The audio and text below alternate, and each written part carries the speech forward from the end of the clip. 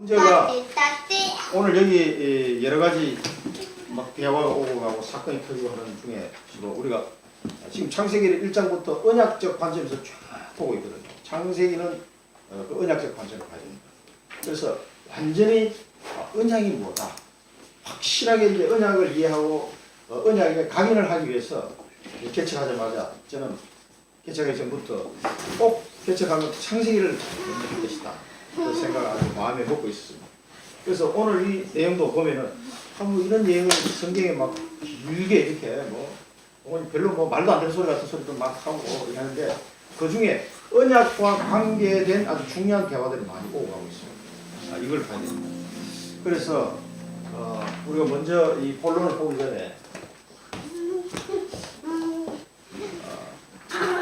문제와 기회, 이 본론을 보기 전에 우리 알아야 될 게 뭐냐면은 오직입니다. 오직. 왜 성경에 보면 오직이라는 단어가 굉장히 많이 나오는데요. 왜 오직이냐?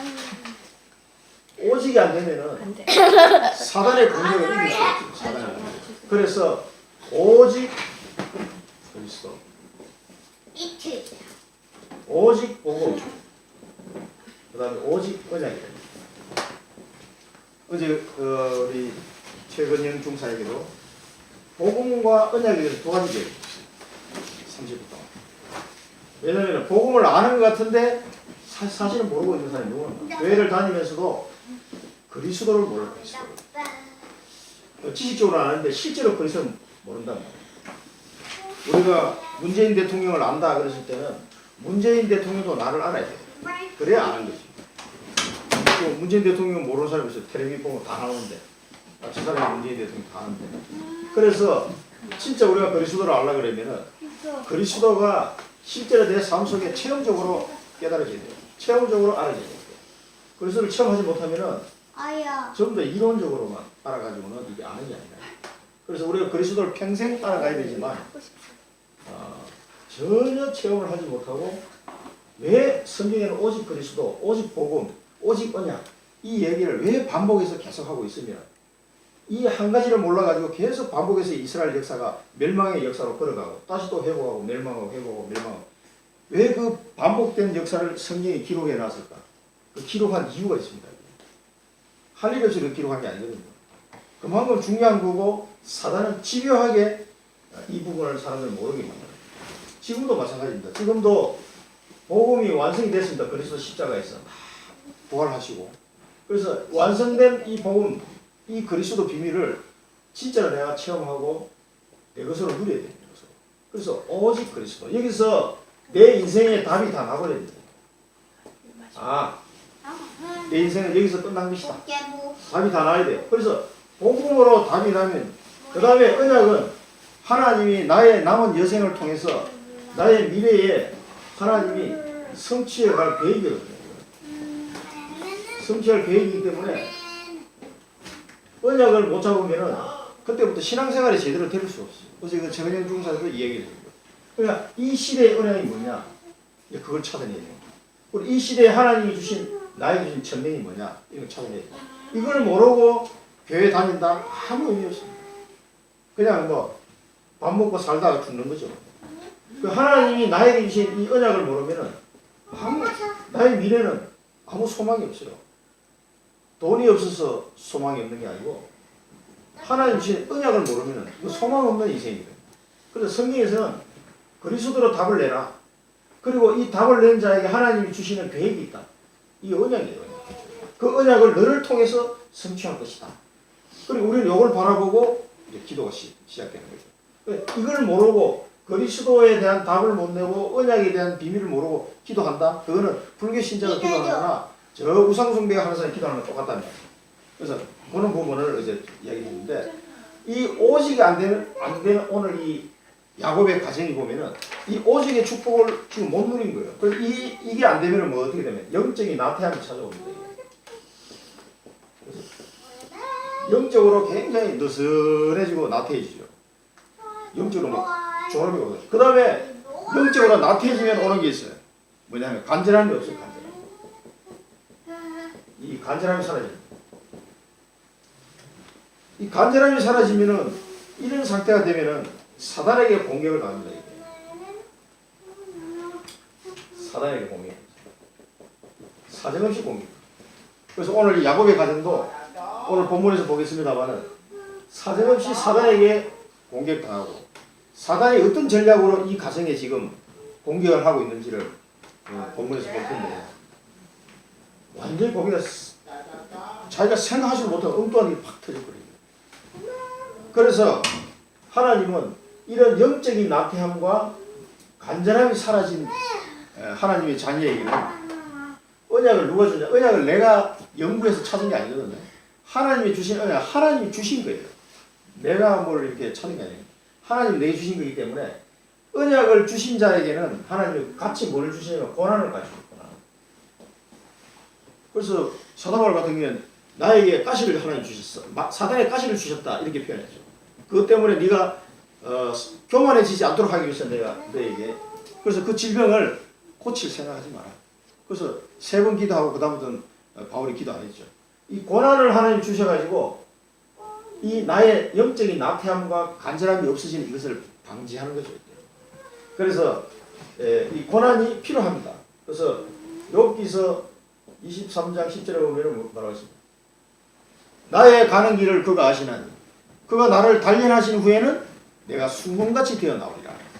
그러니까 이 자기의 그 여러 가지 영적으로 부족한 부분을 하나님이 고난을 통해서 나를 세워나가는 거죠. 그래서 그러면은 매번 고난이 와야 돼요.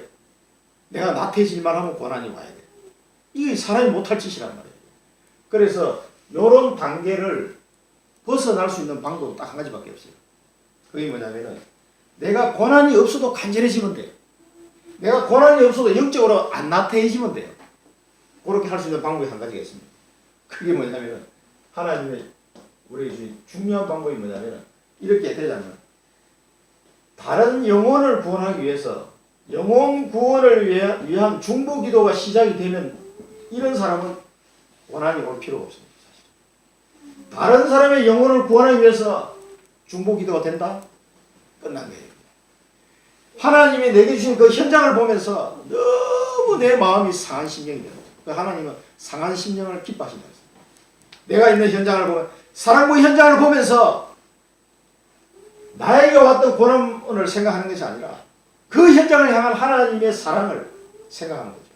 그래서 그 현장을 보면서 내 마음에 상한 심령이 돼요. 그래서 심령이 가난한 자는 복이 있다. 그래서 이 현장을 놓고 하나님이 내게 맡기신 이 현장에 죽어가는 영혼을 바라보면서 눈물로 기도할 수 있는 사람, 그것 때문에 간절함이 살아나는 사람, 그렇게 중보기도가 나오거든요. 그래서 요게 하나의 방법입니다. 요렇게 되면은 요걸 보고 영적 서밋이다. 요게 되는 사람. 이 영적 서밋이 되면은 사실은 굳이 하나님의 고난을 따로 이렇게 뭐 줘서라도 깨닫게 이렇게 할 필요가 없는 거예요. 계속 그래서 세계복음화 언약 속에 우리가 달려간다 이 말은 끝난 건데. 그래서 영호사님 늘 이야기하시는 고난을 주실 필요가 없죠.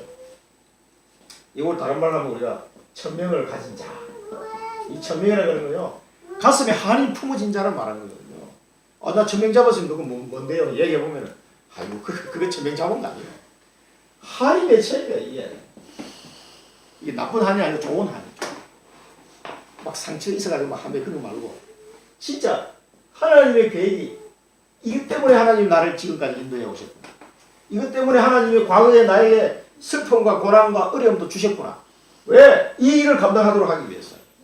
그게 막 한이 맺혀서 그 사랑부 현장을 볼 때 제가 한이 맺히겠습니까? 안 맺히겠습니까?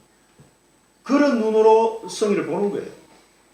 다른 게 아닙니다. 그러니까 그 하나님이 우리 가정에 주신 이 천명을 붙잡고 21년 전에 이 언약 붙잡고 기도하기 시작한 거거든요. 그래서 이걸 천명을 가지면은 사실은 그때부터 수월해집니다. 그래서 우리가 성경에 보면 성경 구절을 보면 베드로전서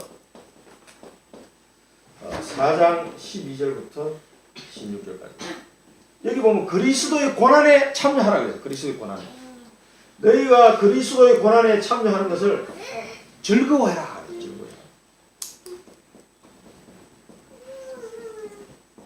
그리스도의 고난에 참여하는 것을 즐거워하고 그리스도 때문에 받는 치욕을 복인 줄 알아라.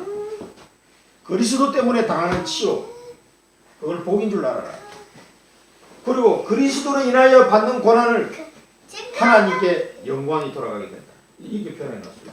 베드로전서 4장 12절 11절. 그래서 우리가 복음 때문에 당하는 고난은 영광이 영광. 이 사실을 꼭 기억해야 됩니다. 그 다음에 로마서 8장 17절부터 18절을 보면은 우리가 상속자로 부름을 받았기 때문에 그리스도 안에서 우리가 상속자로 부름을 받았기 때문에 상속자는 당연히 영광을 받기 위해 고난도 함께 받아야 할 것이다. 영광을 받기 위해서 당연히 고난도 함께 받게 될 것이다. 그리고 현재의 고난은 미래에 나타날 영광과 비교할 수 없다. 미래의 영광과 비교 불가. 이게 훨씬 큰 거죠. 이게. 현재에 당하는 고난은 미래에 주실 영광 비교해 보면 비교 불가하다. 이 로마서. 그래서 우리가 이 속으로 들어가시면은 이런 영광도 받을 뿐만 아니라 이제 요런 수준에서 벗어나게 되는 거죠. 그래서 오늘 본론을 보면은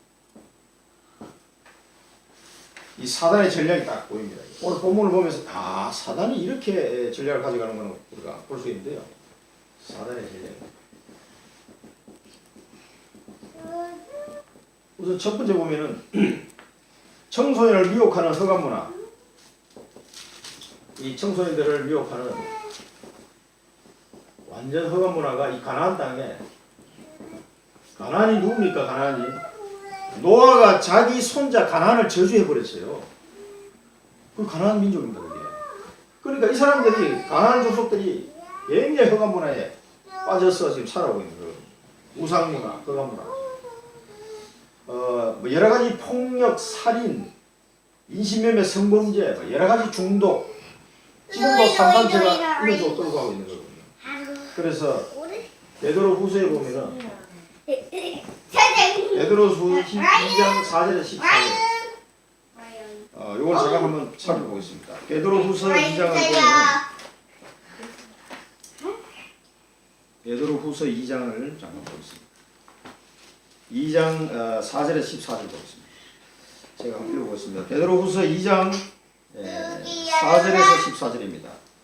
하나님이 범죄한 천사들을 용서하지 아니하시고 지옥에 던져 어두운 구덩이에 두어 심판 때까지 지키게 하셨으며 옛 세상을 용서하지 아니하시고 오직 의를 전파하는 노아와 그 7 식구를 보존하시고 경건하지 아니한 자들의 세상에 홍수를 내리셨으며 소돔과 고모라 성을 멸망하기로 정하여 죄가 되게 하사 후세에 경건하지 아니할 자들에게 본을 삼으셨으며 무법한 자들의 음란한 행실로 말미암아 고통당하는 의로운 롯을 건지셨으며 이런 이 의인이 그들 중에 거하여 날마다 저 불법한 행실을 보고 들음으로 그 의로운 심령이 상함이라. 주께서 경건한 자는 시험에서 건지실 줄 아시고 불의한 자는 형벌 아래에 두어 심판날까지 지키시며 특별히 육체를 따라 더러운 정욕 가운데 행하며 주관하는 이를 멸시하는 자들에게는 형벌할 줄 아시느니라. 이들은 당돌하고 자긍하며 떨지 않고 영광 있는 자들을 비방하거니와 더 큰 힘과 능력을 가진 천사들도 주 앞에서 그들을 거슬러 비방하는 고발을 하지 아니하느니라. 그러나 이 사람들은 본래 잡혀 죽기 위하여 난 이성 없는 짐승 같아서 그 알지 못하는 것을 비방하고 그들의 멸망 가운데서 멸망을 당하며 불의의 값으로 불의를 당하며 낮에 즐기고 노는 것을 기쁘게 여기는 자들이니 점과 흠이라 너희와 함께 연애할 때 그들의 속임수로 즐기고 놀며 음심이 가득한 눈을 가지고 범죄하기를 그치지 아니하고 부세지 못한 영혼들을 유혹하며 탐욕에 연단된 마음을 가진 자들이니 저주의 자식이라. 여기에 지금 요 표현이 지금 가나안 땅에 있는 이 민족들을 대표한다 보시면 돼요. 그러니까 완전히 청소년들을 미혹하는 그런 허감 문화로 가득 찬 그런 상태다. 그런데 이 야곱의 가정이 이 영적인 나태함 속에 빠져버리니까 사단이 누구를 공개해요? 디나를 딱 공개해요. 그래서 디나가 영적 상태가요. 이 디나의 영적 상태가 굉장히 원어를 찾아보면 알 수가 있어요. 그건 이제 서마신 박사님이 이 부분을 원어를 가지고 해석을 해주셨는데 여기 보면 그 땅에 딸들을 보러 나갔다 그랬잖아요. 그거 딸들 보러 나갔는데 왜 또 가만히 그래 한글로는 그 딸들 보러 나간 거지만 오늘 보면은 한마디로 말해서 요 흑암 문화 너무 재밌어가지고 그게 물들어가지고 화장하고 놀러 갔어. 야 한판 놀자. 이 딸들을 보러 갔다 그냥 이렇게 만나러 간 게 아니고 그 현장에 흑암 문화 현장에 티나가 완전 빠져 있다는 것을 보여주는 그런 내용입니다. 오늘 보면 그래서 이때 티나의 나이가 10대 후반이에요. 10대 후반. 여기 세겜 때 가서 한 10년 살았기 때문에 요셉이 태어나기 전에 티나가 태어나거든요. 그러니까 요셉의 나이가 보면은 6살 때 왔으니까 한 16살 정도 됐다. 티나가 나이 들어봐야 17살, 18살, 그 정도 한참 사춘기 때 이제 바람 나기 좋은 나이지. 그래 흑암 문화 딱 보니까 너무 멋있거든. 그러니까 완전 미혹당이 간 거지. 이제 이 10년 동안 청소년기를 가나안 땅에서 세겜 땅에 살았단 말이에요. 그냥 어릴 때 이사 와가지고 청소년기에 살았기 때문에 그 가나안 지역에 사는 세겜 땅에 사는 이제 친구들 많이 알고 있었겠죠. 그 친구들하고 이제 약속하고서 쫙 바르고 딱 옷 입고 해서 놀러 간 거예요. 그냥 딸들을 보러 가는 그냥 만나러 간 게 아니라. 그래서 가나안 타락 문화에 완전히 이 물들어 있는 이런 비나의 상태입니다. 이게 타락 문화에 지금 빠져 있는 상태라는 걸 아셔야 돼요. 그러면은 하나님의 자녀에게는 우리가 베드로전서 5장 8절에 보면 뭐라죠? 사단 마귀가 우는 사자같이 삼킬 자를 찾고 있는 거거든요. 우는 사자같이 삼킬. 그러니까 제일 영적으로 약한 사람을 딱 공격했더라고요.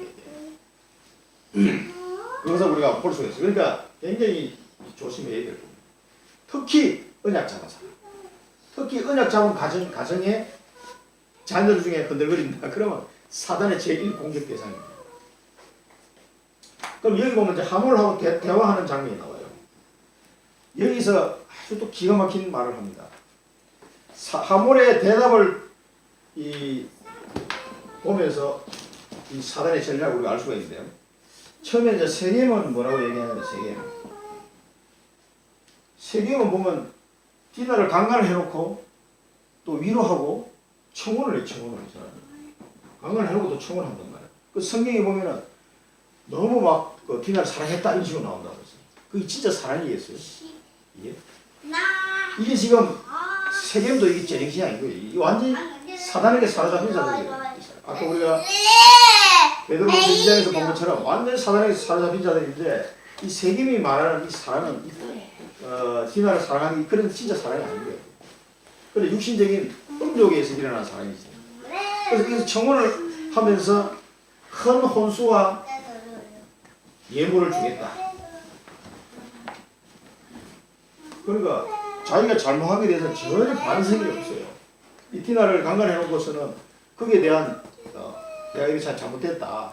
인정할 건 인정하고 그러나 내 결혼했으면 좋겠다. 뭐 이렇게 나와야 될 거 아닙니까? 전혀 나 결혼하고 싶다. 자기 아버지한테 얘기했죠.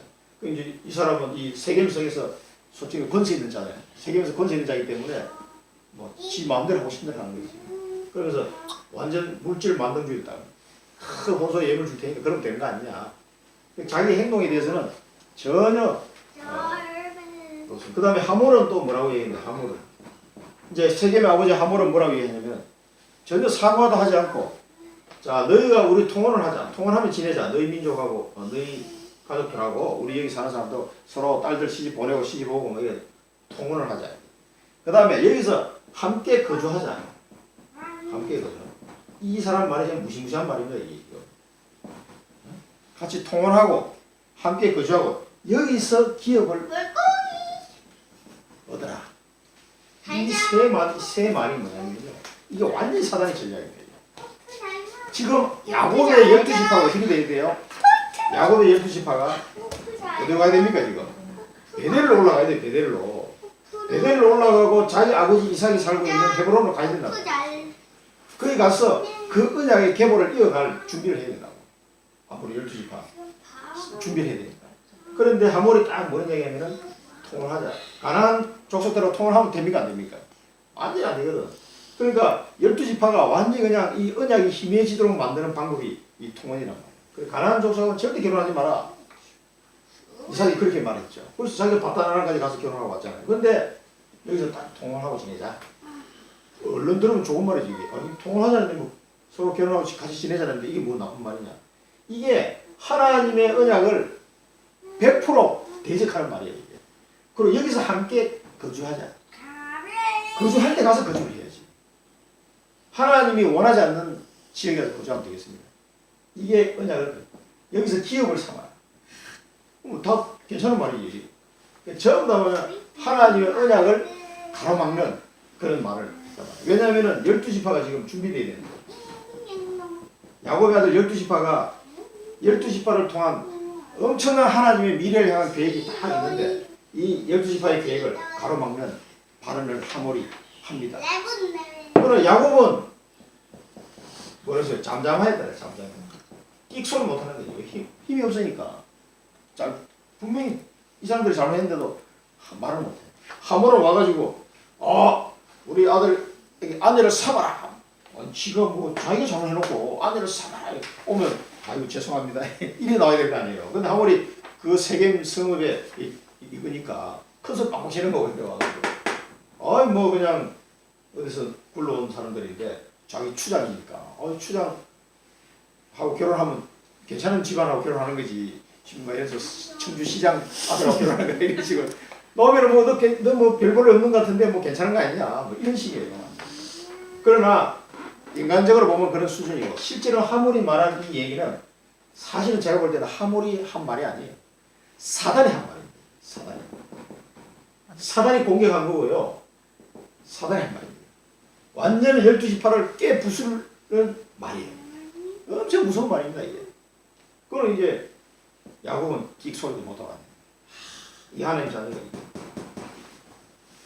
대놓고 얘기해야 될 거 아닙니까? 그러니까 자기가 베델로 올라가지 못하고 세겜 땅에서 어떻게든지 좀 목축을 해서 돈 좀 벌려고 야곱이 그 수준 가지고 지금 이게 영적 싸움이 안 되는 거지. 그래서 우리가 언약을 잡아야 됩니다. 언약을 잡아야 됩니다. 오직 복음 안 되면 오직 복음 오직 언약이 안 되면 흑암 문화에 들어간다. 오직 복음. 그래서 각인이라는 단어가 많이 나오는 이유가 그렇습니다. 각인 뿌리 체질. 오직 복음 오직 언약. 언약 금방 잡았다가 또 돌아서면 언약 또 잊어버려요. 어떻게 된 신발인지 다른 건 안 잊어버려. 남들이 나한테 섭섭하게 한 거는 절대 안 잊어버리는데 그건 막 20년 30년 지나도 안 잊어버리는데 하나님의 언약은 돌아서면 잊어버려요. 돌아서면 딴 소리 하고 금방 잡았다 할렐루야 해놓고 돌아서면 잊어버려. 이상한 책이에요. 오직 복음 언약 안 되면은 흑암 문화에 당합니다. 사단이 언약 잡은 자를 넣습니다. 요때야 사단이 공격을 당할 때 사단을 이길 수 있다. 우리가 이 놓치는 순간 안 된다는 거죠. 그런데 이 사건을 통해서 이 사건을 언약적인 눈으로 봐야 되는데 복음의 눈으로 이 사건을 봐야 되는데 그렇게 못 본 거예요. 그게 뭐냐? 잘못된 방법. 그러니까 잘못된 대처 방법이 나오는 겁니다. 육신적인 방법이 나오는 거죠. 육신적인 방법. 그 아버지의 그 아들이에요. 야곱이 다 머리 쓰는데 아주 기가 보였거든요. 그 아들도 똑같이 자기 아버지 닮아가지고 속임수 딱 씁니다. 자기 외할아버지도 속임수에 대가지. 라반. 자기 아버지도 이게 잔머리 굴리는 데는 대가지. 그러니까 이거 시몬하고 레위가 머리 쫙 굴려가지고 하여튼 잔머리 잡고 그래가지고 딱 속에는 할례를 받아라. 이 사람들 할례가 뭔지를 아나? 할례를 받아. 그래가지고 이거 잡을 생각을 하는 거죠. 그래서 할례를 하면은 우리가 같은 민족이 될 수 있다. 할례를 받지 않은 사람하고 우리는 그거는 우리의 수치다. 그래서 우리는 안 된다. 그 할례에 대해서 설명도 안 해줍니다. 할례가 어떤 의미인지. 하나님의 백성이 되는 의미잖아요. 이게 언약의 상징이란 말이에요. 아브라함 때부터. 그러니까 이 야곱의 아들들은 다 난지 8일 만에 다 할례를 다 했단 말이에요.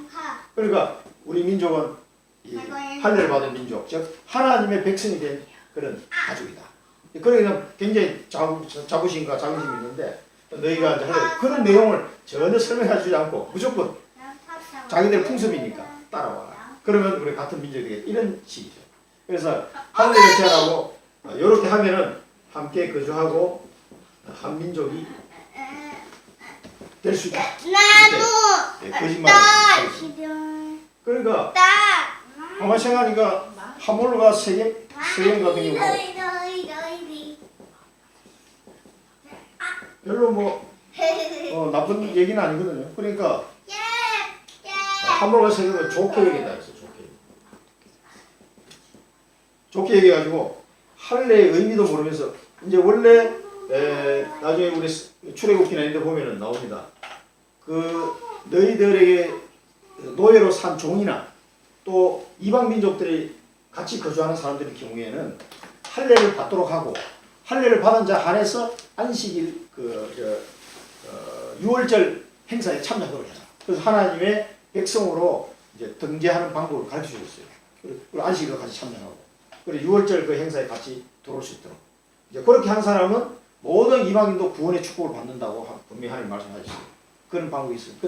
그러나 이때는 보면 지금 전혀 그런 거하고 상관없는 거예요. 근데 육신적으로 사람을 죽이기 위한 하나의 수단으로 하나님의 언약의 상징인 이 할례를 이용하는 거죠.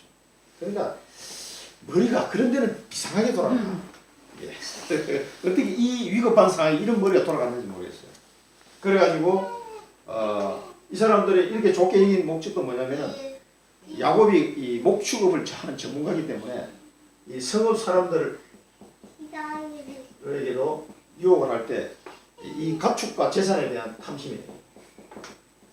야곱이 가지고 있는 가축과 재산에 대한 탐심으로 이 성읍 사람들도 오케이 한 겁니다.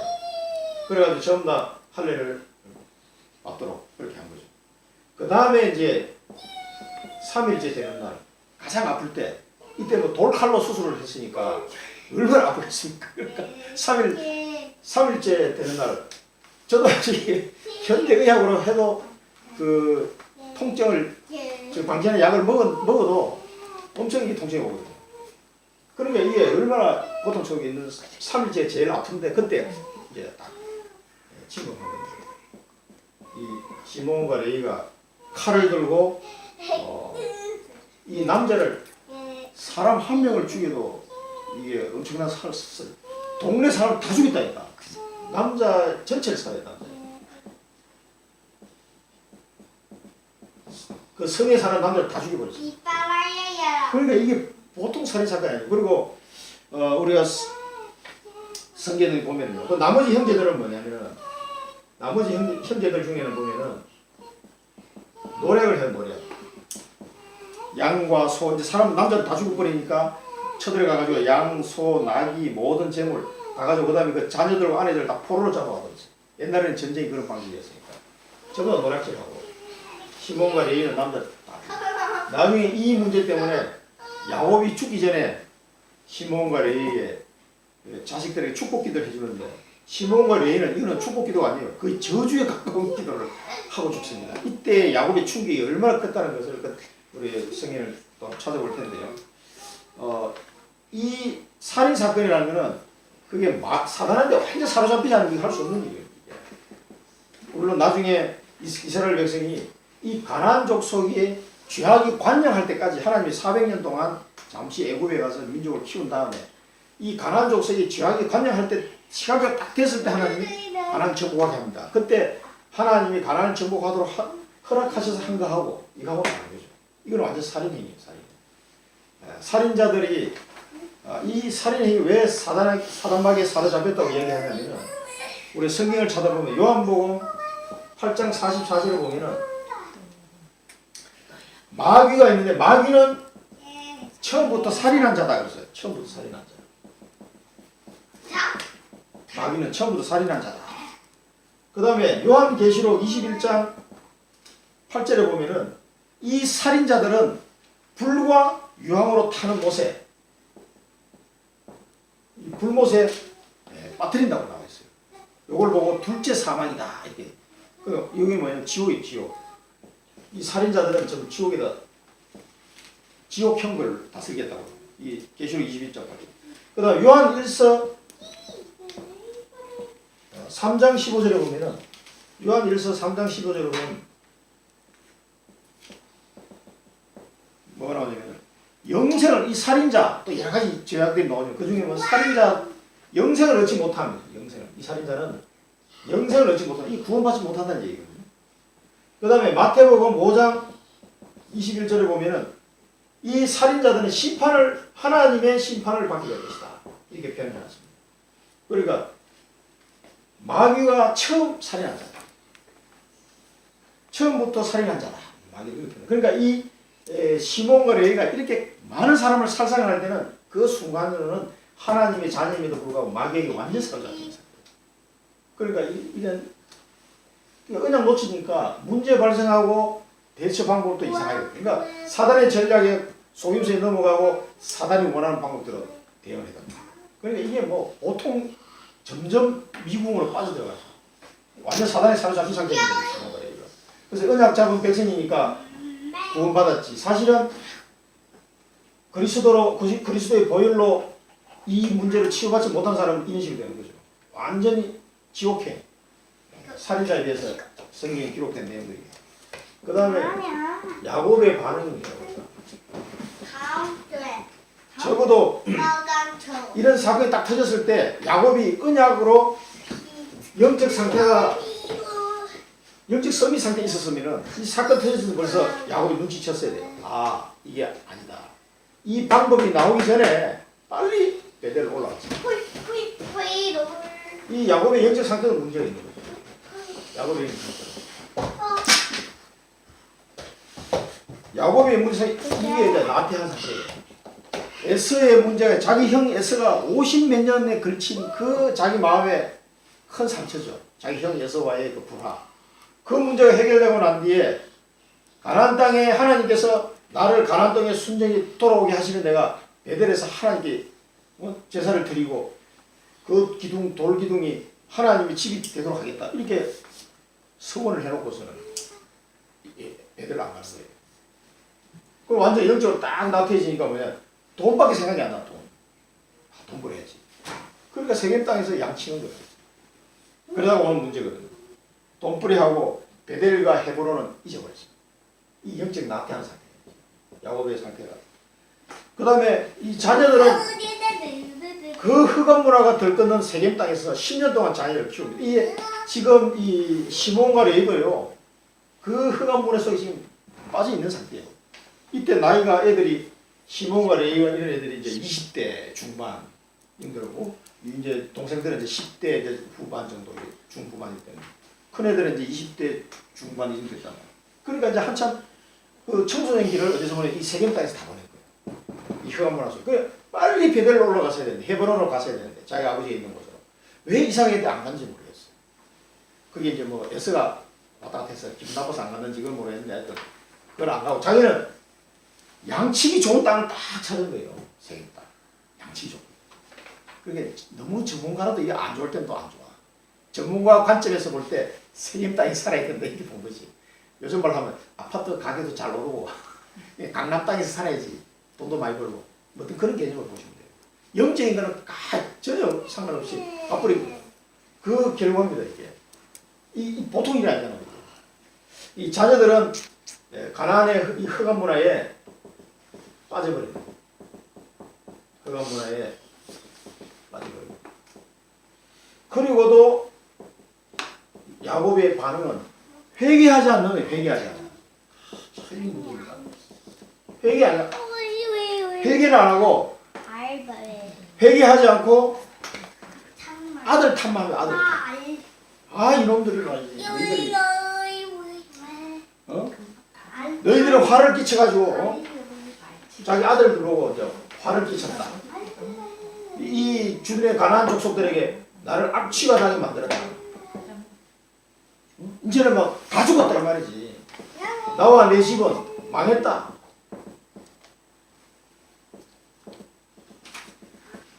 이 사람들이 연합해서 쳐들어오면 나는 다 죽을 거 아니냐. 우리가 사람이 적은데 나는 수가 적은 적 그들이 모여 나를 치고 나를 죽이리니 그러면 나와 내 집이 멸망하리라. 멸망.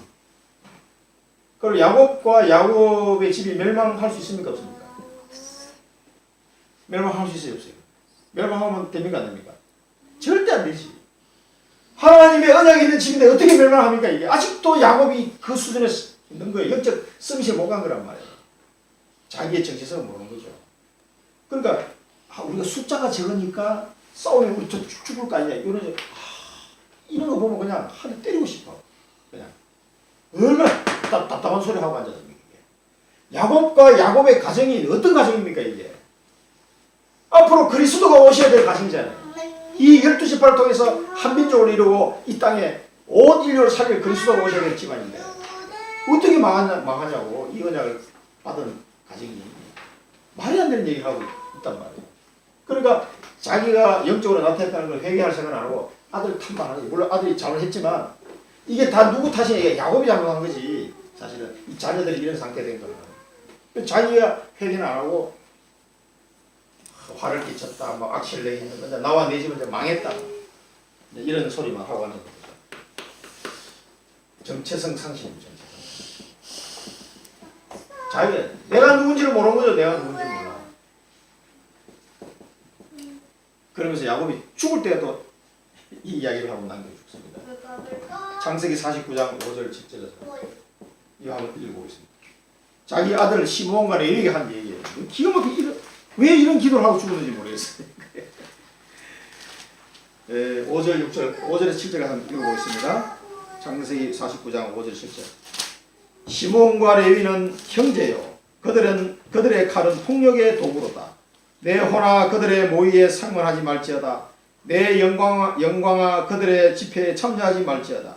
그들이 그들의 분노대로 사람을 죽이고 그들의 혈기대로 소의 발목 힘줄을 끊었음이로다. 그 노여움이 혹독하니 저주를 받을 것이요 분기가 맹렬하니 저주를 받을 것이다. 내가 그들을 야곱 중에서 나누며 이스라엘 중에 흩으리로다. 이게 야곱이 죽기 직전에 아들들에게 축복 기도 해준다고 했는데 시므온과 레위한테는 아주 저주의 기도를 해요.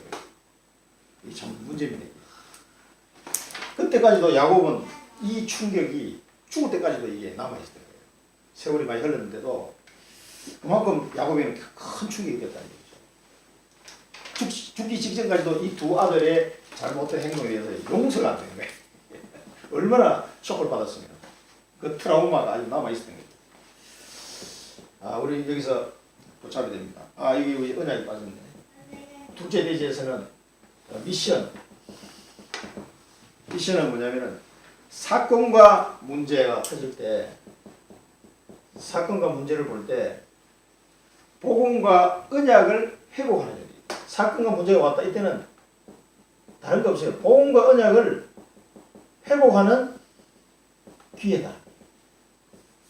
반드시 다른 걸 뭘 하기 전에 다른 대처를 하기 전에 복음과 언약을 회복하는 쪽을 먼저 생각을 해야 됩니다. 이게 우리의 미션입니다. 혈과 육의 싸움이 아니고 영적 싸움이에요. 영적 싸움. 반드시 영적 싸움. 그렇기 때문에 사건과 문제가 터졌다. 복음과 언약을 회복하는 쪽으로 빨리 가셔야 됩니다. 그 다음에 여기서 우리의 비전은 언약을 놓치면 문제가 온 이유를 모르게 됩니다. 왜 문제가 왔는지 몰라요. 그래서 그럼에도 불구하고 하나님의 언약을 받은 자는 하나님의 언약을 받은 자는 망할 수 없다. 절대 망할 수 없다. 하나님이 말씀으로 인도하십니다. 이게 우리 비전입니다. 그래서 이 야곱에게 하나님이 다음 주에 나옵니다만은 바로 말씀을 주시죠. 야곱이 기도하고 내가 하나님 앞에 내가 어찌할꼬 이 기도가 안 나오니까 하나님이 바로 말씀을 주십니다. 말씀을 드린 거예요. 야곱아 에델로 오라. 그 말씀. 이 야곱이 못 깨달아서 계속 헤매고 있으니까 하나님이 말씀으로 인도하겠습니다. 결론입니다. 문제와 사건 우리에게 올 수 있습니다. 그러나 문제와 사건은 기회입니다. 기회. 오직 복음. 혹시 내가 문제가 왔다 그러면 오직 복음과 언약 회복의 기회다. 문제와 사건은 오직 복음과 언약 회복의 기회다. 영적 싸움이 되면서. 그 다음에 정체성 회복의 기회다. 정체성 회복의 기회입니다.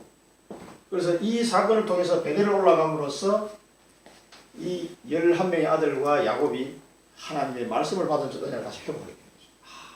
우리가 보통 가정이 아니구나. 이제 베델에서 확인하게 됩니다. 정체성 회복의 기회입니다.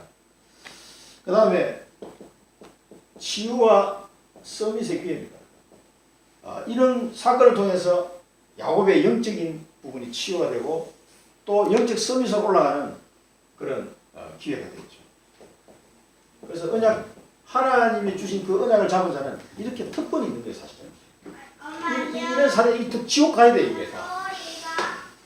둘째 상황에 지옥 가야 되는 사람들인데 하나님이 오히려 치유와 이 사람들의 영적 문제를 치유하고 서밋으로 올라가는 설 수 있는 그런 기회로 하나님 삼게 하셨습니다. 이게 언약 잡은 자의 사실은 특권이라고 볼 수가 있죠. 어떤 문제 기회 속에서 이번 주간에 회복의 기회로 삼으시기 바랍니다. 기도로 마치겠습니다. 살아계신 하나님 아버지 은혜를 감사합니다. 오늘 야곱과 야곱 가정의 실패를 보면서 하나님 아버지 어떠한 문제와 사건 속에서 언약 잡은 자에게 주시는 언약 회복의 기회가 되게 하시고 정체성 회복의 기회가 되게 하시고 치유와 서밋의 기회가 될 수 있도록 하나님 저희들을 인도하여 주옵소서.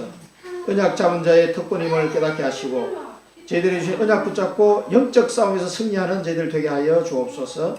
예수 그리스도 이름으로 기도드립니다. 아멘.